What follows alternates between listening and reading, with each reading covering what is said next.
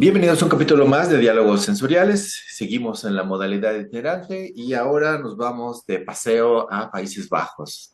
Tengo el enorme placer de entrevistar a una investigadora altamente conocida en el área y por favor démosles la bienvenida a la doctora Betina Piqueras Fiszman. Betina, thank you so much for accepting this interview and sharing your time with us. Yeah, you're welcome. Looking forward. Perfect. So let's start with the typical or traditional question about how did you arrive into sensory evaluation? Well, my background has nothing to do with sensory evaluation. I studied engineering, product design engineering, so very far from anything related to perception. And I graduated from there, and of course, I had all the knowledge and methodologies on how to investigate how products can be designed and how to optimize them. But then I slowly became more interested in knowing how the users interact with products. And then I did a master's in London about more user interaction or user-oriented product design. And then after that, I was actually encouraged by my mother, who is a food technologist. Also, she was professor of food technologist. She's now retired. And she said, well, there's this field of sensory science. Perhaps you could apply your knowledge also in the food domain. Mhm. And so I started my PhD in multisensory design and how are products perceived from a multisensory perspective. So since the very beginning, you were influenced, let's say, by your environment because you were like Yeah, hearing sensory or food technology, something like that. exactly. I was always attracted by that one since I was younger. I was always watching my mother how she was preparing her presentations for the conferences. So she rehearsed with me, and I was really interested in knowing about what she was doing. But it was a very like I remember the texturometers and the slides, the little slides back in the days. She was Right. like, I was pressing the button to pass them. So I was already kind of soaking in all that sensory information in. But it was only until my PhD that I became more seriously interested in that. Yeah. Nice. Well, you said you study like design of experiments and all that, let's say, rigor in the planning of whatever study. How do you Mhm. deal with this rigor versus the commercial needs of the consumer research or some sensory studies? Yeah, I mean, I understand that some findings need to be for yesterday. So I understand that the industry works at a slightly different pace compared to academia. But I also work a little bit as a consultant. So sometimes companies, industries come to me saying, how would you do this? Do you have some literature already in mind? And how can we approach this? So of course you have to be pragmatic to get the results as fast as you can, but with some methodological rigor in it. And luckily, the people I've been working with also have some background in science, so then they do know that there's some essential steps to take to get some results, and that they can trust them at the end of the day. Right. So it's mandatory to do this stuff in the correct way, I'd say. Yeah, exactly. Because if things are done quick and dirty, of course you get Mhm. results, but then perhaps they're not reproducible, or yeah, you cannot know the source from where those results come from. So it's quite essential to have a good design. I always tell also my students get a good design, and then for sure you can discard that if something does not work or not as expected. It's not because of the methodology, but because of something else. Yeah. Right. Who could be? I'm guessing your mother, of course, but who else were your mentors in the sensory field, if I can ask Yeah. you? Yeah, so I worked with Charles Spence from Oxford, University of Oxford, Mhm. and then of course he introduced me at a very fast pace to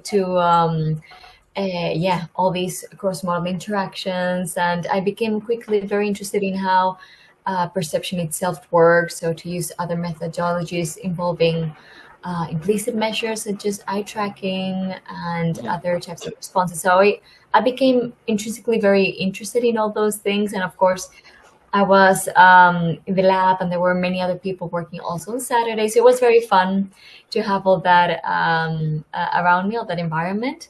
And then my husband also works in statistics applied to sensory science. So then I also became very much interested in those methodological issues because of him. So yeah. So when you are planning a study, either you or your husband, Yeah. do you share like some hints or feedback about how to do in a best way that study?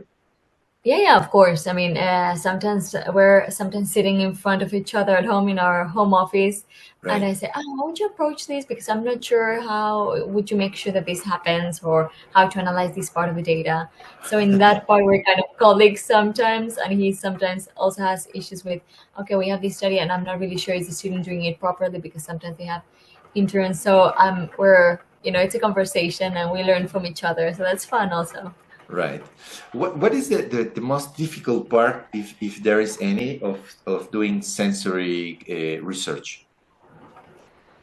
The most difficult part is, well, the source of the information is intrinsically subjective.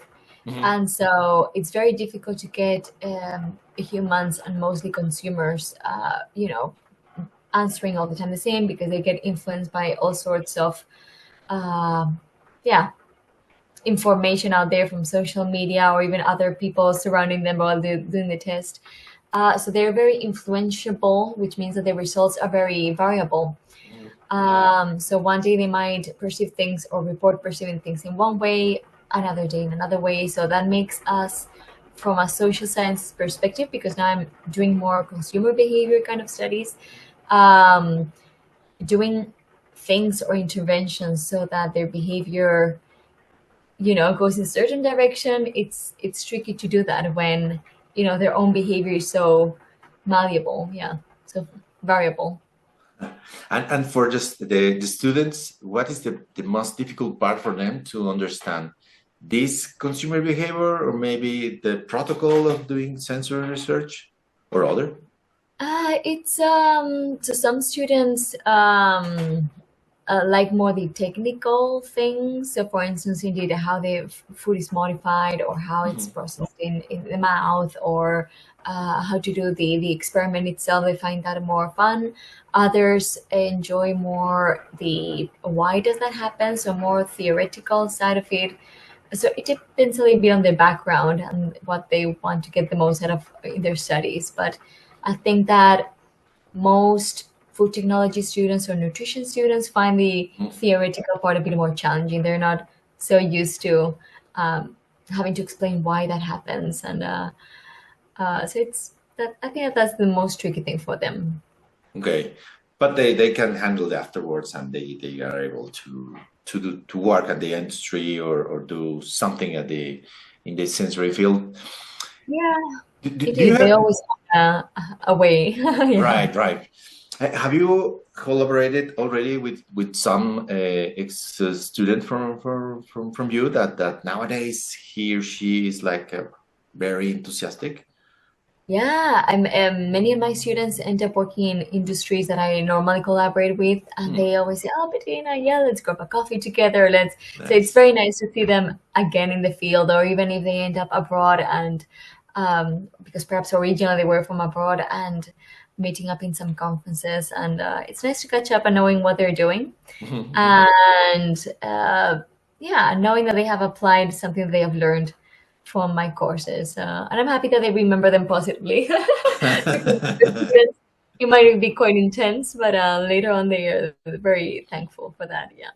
Yeah, no, I think that's normal when we are when somebody's a professor, you want to teach the correct way and everything, and the student Yeah.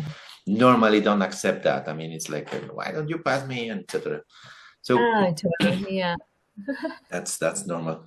Let's say that you have like an uh, unlimited resources, let's say for a financial project, and you could design this research. What, of course, general in a general way, what questions about food perception or consumer behavior would you like to answer?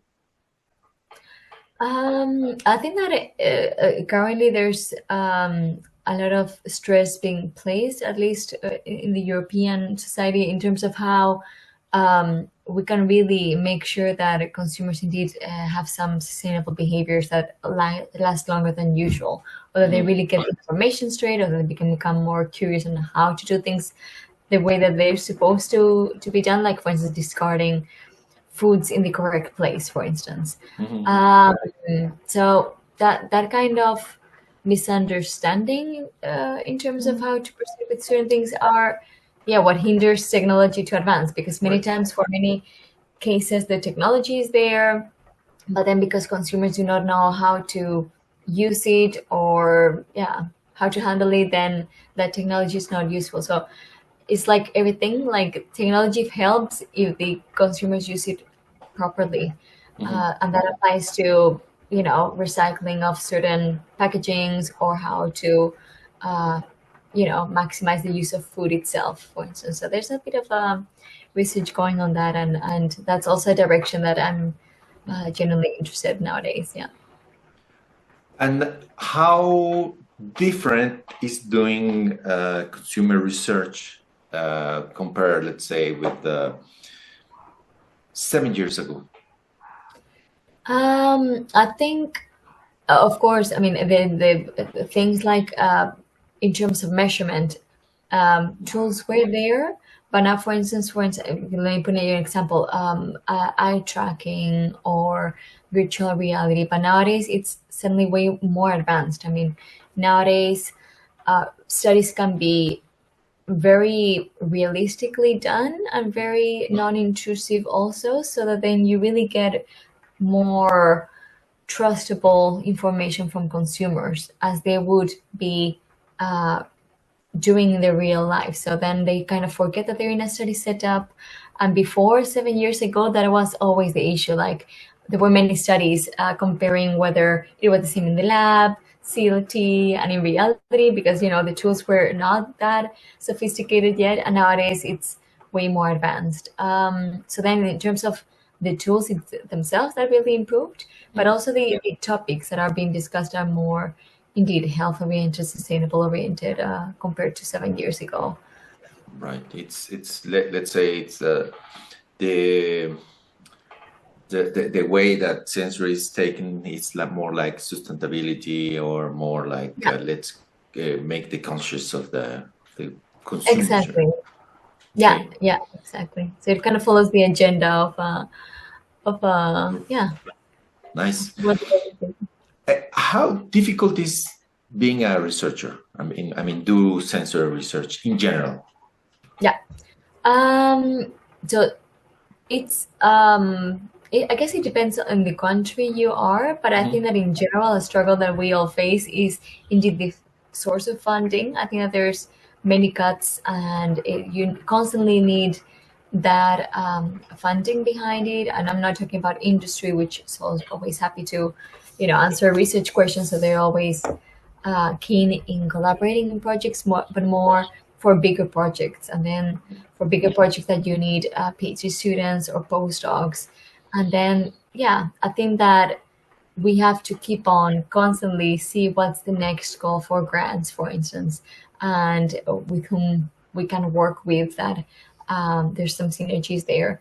So that's a bit the most difficult side of being a researcher, the Yes. constant searching for the sources of funding to actually conduct the research. Right. I can imagine that maybe you have a big project, but and suddenly that project must stop, but by whatever reason. So that must be frustrating, I guess. I hope never happened Uh, to you. yeah, yeah. I mean, I think that so it depends on the source of funding, but normally the projects that have yeah a fixed, you know, beginning and start, that those luckily then you cannot stop in the middle. But I can imagine that you know, sometimes the money runs out of a more commercial type of project, and then indeed there's pending questions. But luckily for the big projects, it's kind of, you know, once you get it, it's there. Right. Nice. Okay, let's change a little bit the questions, and let's move to two AFC questions. That's normally to know which one do you prefer. Yeah. Ties are not allowed, for instance, but let's start with red wine or white wine. White. Tetra testing or triangle test? Triangle. Stampot, is that the correct one? Or tortilla española? I know where tortilla española. Oh my God. Yeah. That's a very easy one. Yes. City or forest? City. Traditional descriptive analysis or rapid methods? Rapid methods. Breakfast or dinner? Breakfast. Analytical or consumer testing? Consumer testing. Parametric or non-parametric statistics? Parametric. CD or LP, long play records? LP. Preference mapping or PLS? Preference mapping. Okay, thank you. Okay. Well, you mentioned the European Sensory Network, and for people who is not aware of that, can you explain a little bit what is the ASN? Yeah, so the European Sensory Network is a very enthusiastic, I would say, group of professionals that work in sensory science, but also consumer research. And they basically, the entire network works around projects, research projects. So there's people from industry, people from academia, people from research agencies, and many times they can even be seen as competitors, but they all work together very nicely. So basically there's calls for projects, and then people can have an idea. They would present that idea, and then, perhaps a member can say, oh, I can contribute like this. And the other one can say, I could contribute like this. Oh, I have expertise on this. So these people would get together and work on a project it can be a very short project, or it can be a 2-3 year project, for instance. And so it's a very nice way of collaborating with each other and knowing each other. And besides that, work-related things, we also have 2 meetings per year. And then we also do fun stuff. So, for instance, there's some space for doing workshop of, how to present or how to act, imagine. And we also have the social part where we would do some activity in the city where it's being hosted. So it's work, but also a lot of fun to be together. So a lot of traveling, I guess. And so the networking is a nice tool to have in the sensory field, I guess. It's important. I think it's the most important, yeah. The most important. I think that I always tell to my students, make sure that when you're out there, or when it's your first conference, imagine that you really network as much as possible, because they can become even your friends or your husband in my case. No, but I really have very good friends in the field, and it's so nice to see them every now and then. And it becomes kind of a family, so to speak. So it's very, very nice to have a good network. Yeah, you work in a good collaboration way. It's not like, okay, I need to work with that person or something like that. It's like you said, as a family. Yeah, you see from time to time everybody, and so that's nice. Yeah, and having people that you work with that it's that you look forward to, it's always nice. And I think that is really a good basis for start in a field. So mostly for the younger people, I always say, spread your wings, talk to everybody, don't be shy. So that's always my advice to them. Yeah. Sometimes it's difficult. I mean, most of the people, at least including myself, we're like some introverted person, so it's like difficult to get that first contact. I get that. Yeah, I think I was shy at the beginning. I imagine that I was my first conference. I was bumping into a highly esteemed professor in the elevator, and I was saying, oh, his badge, it's him, and he was just like, oh, I would just not dare to say anything. And indeed, then the doors opened, and then he was leaving the lift. So I was in that situation before. But yeah, it's nice to have a little push from somebody that you're mentoring, and then hopefully the ball rolls. Yeah. Right. That way of thinking, I guess, it's interesting because when you remember that part, now that you are entering an elevator and you see the face of the person who wants to approach you, ask you something, that might be funny, I guess. Right. I think it's you mean of the person I was like the professor? You mean of the future student? Yes, no, you are now that professor, right? That Yeah, people. exactly. I'm sort of another professor, and I when I sometimes see students, they say, "Oh," they see me, I'm like, "Oh, it's you," and I'm like, "Yeah, of course, yeah. You just come on and talk to me whenever you want." So I really try to also, as a bit more senior in the field, be really approachable to students because. But I hope that they also have mentors that pushes them to spread their wings and talk to people because yeah, that's what you should do as a mentor, right? To Mhm. introduce them to your colleagues and make sure that they're starting their network with help and not just leave them on their own. It's yeah, so Right. It's it's good. impossible to know everything, right? I mean, sorry, because the sensory implies like psychology, statistics, methodology, design of experiments. So it's impossible that one person knows everything.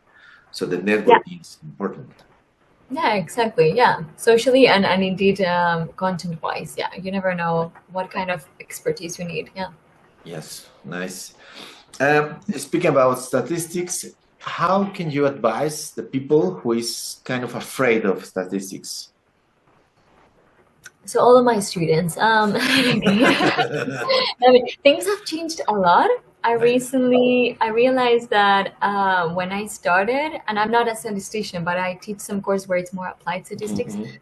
Um, it was with R, and back like 10 years ago, R was this. Everybody was afraid of these programming statistics Right. packages, and so. Not only the tool, but indeed always it's such a big concept for people that really are in the applied world. Mhm. And nowadays they're not so afraid, perhaps because they have other tools that they can lean on, like AI and things like that. But I think they are less afraid of the performing the analysis. But also hope that then in terms of the concept, so ANANOVA teaches what exactly they are Mhm. doing for you, that they can also understand what these AI or the teachers or for the student, and not just copy pasting from some chat GPT thing. But it's important that they really can visualize what the software is doing for them, because then that will help them for the design of experiments, for concluding the what the results are talking about. So it's good that they have themselves this solid base. And Mhm. yeah, I try to tell them imagine the data. Sometimes we help them visualize how the data looks like. So yeah. Yeah, getting familiar with the map or some multivariate analysis, which is, I think, kind of the most scarce figure in the Yeah, statistics, I guess. I don't know. Nice. yeah, it's like I always say, like, imagine that you have watched a movie and you're trying to explain it to somebody, and what would you say about that movie if you just run across somebody you knew? They say, Mhm. "Ah, if you watch a movie, yeah, watch it." So what you would say to that person is the best sentences that can summarize the entire movie in a few strokes. So that's what kind of a PCA would be doing for you, so there's many Mhm. many story plots and crossing of stories in the movie, but it's impossible to tell everything to somebody that you just quickly cross and wants to know what the movie is about. So you would pick yourself the things that are a good summary of it. So yeah, that's kind of helps them say, okay, well, that's what I'm going to do, not be redundant. I'm going to explain as much of the different members of the movie as possible, and then there you go. You've done a PCA yourself. Right. Or a And movie. Yes, the expression changes like that. Like the first time they are like, okay, that's interesting, but then afterwards they can explain that dot to compare with the other line or whatever, right? Yeah, exactly. So it's indeed, once they understand it well, then they Mhm, are mhm. become a bit more confident, because there's still students that reach PhD level, and then you can still feel that they're not mastering certain things about statistics, but Mhm. hopefully then they do reach that mastering of the content, and then they become more confident. You can see them. You can see that. Yes. In your opinion, which are the let's say the more exciting trends of the sensory science for the next years? Mm, the most exciting trends. Well, there's many things going in the sensometrics field. Mhm. So a lot of things with how natural language is being processed, and then how the methods can really capture that. So also some methods in which people can say things out loud, but then you can translate those into, for instance, jar scales, or combine them, the different types of data. So I Mhm. think that that's quite nice. I mean, I always think that as I said during the start of this interview, the most fascinating thing about working with consumers is trying to capture them while they're doing things in the most natural way possible. And Mhm. that's the same with how we speak about products. So if we can really get methods that capture that and not just, ratings, well, that would be great. So the virtual reality and Virtual AI will reality. be something to handle or to manage for everybody. Yeah, I think even products, if there's, new product developments and you want to ship them immediately, you have a panel elsewhere. It, we've seen talks of people saying, well, perhaps you can make those people, thousands of kilometers away, experience that same product with not the physical product there. So that's always still a bit futuristic still, but if it happens, then that's also quite exciting. The same thing with augmented reality. I mean, the product, the physical thing is not there, but you can get a pretty good image, at least visually, and already now tactile, of how the product is and could feel. So you can already measure some things there without the real thing being there. Right. Um, what there will be, if there is any, the minimum skills, the methodologies for consumer tools that a sensory scientist must have or requires.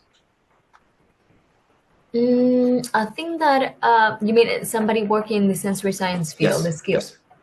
Uh, I think a combination of indeed analytic analysis, so basically knowing the stats, the methods, um, but also some background on psychology, so how the brains work, how do the brains perceive things, because many times if you're just with the analytic tools, yeah, you kind of forget that there's a brain behind those answers.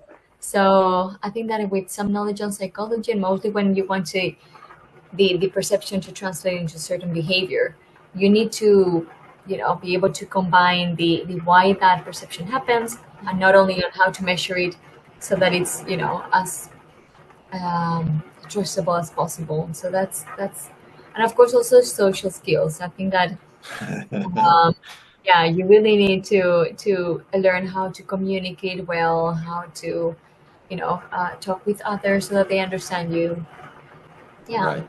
fun also. Yeah, Which is easier, writing an article or trying to describe the article in 5 minutes during a conference?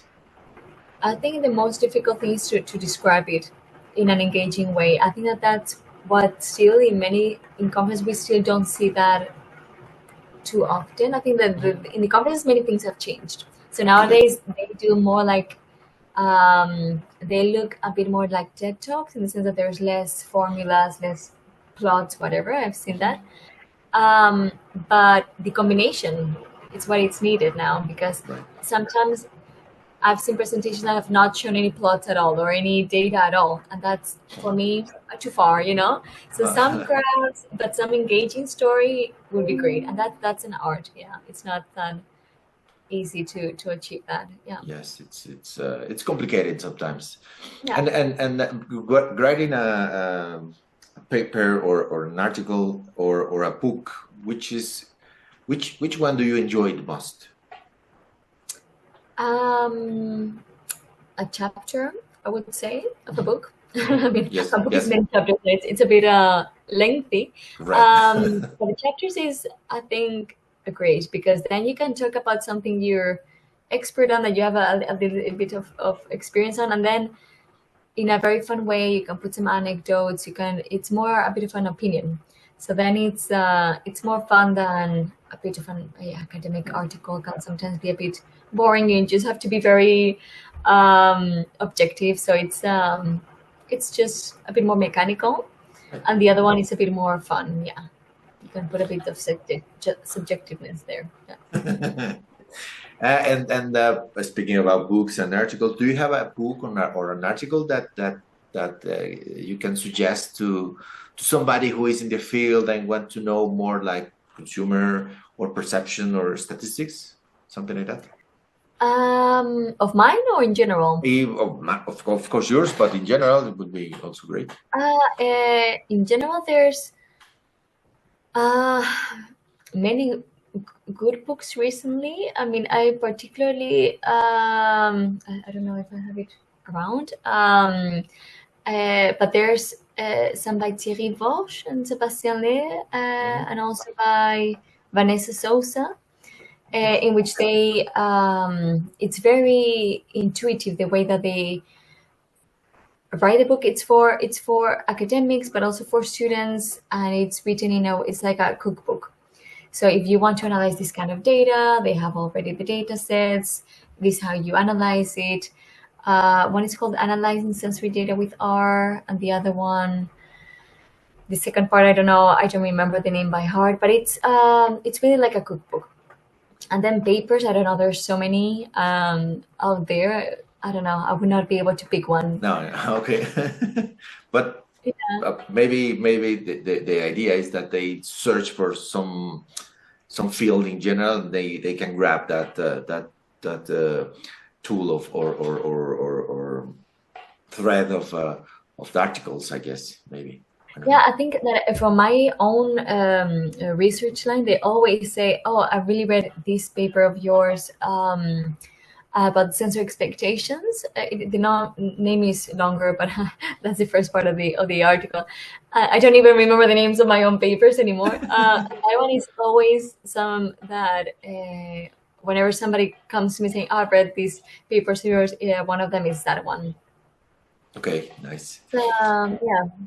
It's nice for them to then dig deeper and say, I've worked on these about sensor expectations, and it's a good summary of how the brain works and how to collect that data. So it's a good, yeah. Yeah, there are many ways of thinking. No, how somebody can deal with different points of view. I mean, it's like PLS and preference mapping. Who is the best? So how can people take or can decide which one is better to work with? Is there something you can tell about that, or it's more in terms of methods? In general, yes. Yeah, I think that you just have to. I mean, at some point, there's no really right or wrong. So some things are better to answer some research questions compared to others. Mm-hmm. But yeah, there's some methods that really are similar in terms of the aims that they want to fulfill, but at the end of the day, they would still contain the same story if the data is the same. So it really depends. I always say, well, there's no really right or wrong. If you want to know a specific answer to a question and a method really is more, specific for that, then just go for this method. If you're more familiar with others, because that's, you have more, you're more confident in that. Yeah, just know the pros and cons of each method. But once you know that, then, yeah. You just have Yes. to pick one. Yeah. Thank you. And well, we are almost at the end of the interview, but let's say you have a time machine. Which way will you go? To the past in a particular moment of your life, for example, or into the future to see what's about your research or something like that? Which one do you prefer? And if possible, tell us Um, the point. I don't know if I could change something in the past. No, I'm kidding. If I could change something, I think I learned a lot from all these steps I've been doing. Some of them I would perhaps done something different, but all in all, I'm very happy with how things have gone so far. Mhm. So I think I would go to the future to see, with all these AI happening, I always wonder, like, how will students learn? Yeah, will there still be consumers? I hope so, or people or panel, expert panel. So it's um, everything has gone so fast just in 2 years, like from nothing to suddenly all Right. these and people creating images, videos, everything, fake news even. I mean, I don't know where we will be in 5 years. So it's, I would just like to be, in the future to know what is going to be, of us, because it's really unpredictable where things are going. It's very fast. So But something you can hopefully, say to Bettina for the future? I mean, this video will be 5 years, hopefully, or I still don't available. know. But do you have something to tell her? Just keep, yeah, trusting yourself, having fun, and continue with the human context. I think that's very important. Yeah. Okay. Thank you. Okay, that's it for the interview. Thank you so much for your time, for sharing your time. I know you have other commitments, but something else you want to add? No, it was great fun, and yeah, we'll be in touch. Yeah. Sure, yes. Hopefully we can see each other next. I don't know if the new next meeting of the European Sensory Network, but at least next Vanguard, hopefully. Yeah, yeah. Yes. I'll hope to be in Mexico. Yeah. Sure. Okay. We'll see you here then. Okay. Thank you so much, and see you next Thank time. you. See. Ah, a ustedes muchas gracias por vernos. Si les gustó, denle like. Si no, no digan nada. Nos vemos en la siguiente ocasión de Diálogos Sensoriales. Chao, chao.